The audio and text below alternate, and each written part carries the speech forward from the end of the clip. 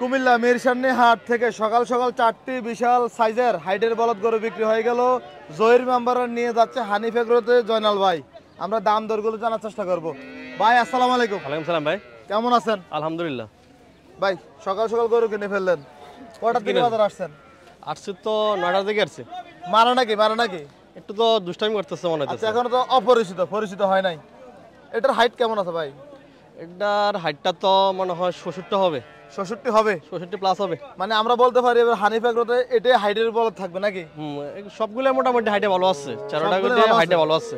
মাশাআল্লাহ। হাইট এবং কি সিংমাত্রা সবগুলো ভালো ভাই আছে। এগুলো কি সিঙ্গেল কিনছেন না চারটে একসাথে? চারটা একসাথে নেওয়া হয়েছে।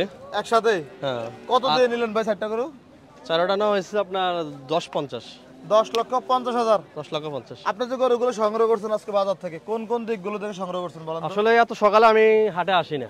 জি। গতকালকে জহির ভাই যে উনি ওই সিটাঙ্গে গরুগুলা ইয়া করছিল, আমাকে ভিডিও পাঠাইছে যে সকাল সকাল হাটে আসেন।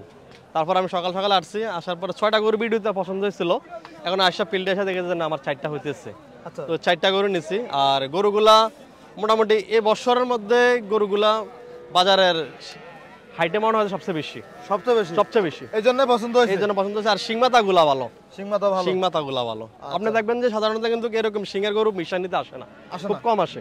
আচ্ছা আচ্ছা ভাই, তাহলে এগুলো আপনাদের খামার চলে যাবে ইনশাল্লাহ। ধন্যবাদ আপনাকে, আপনাদের জন্য শুভকামনা রইল। আসসালামু আলাইকুম।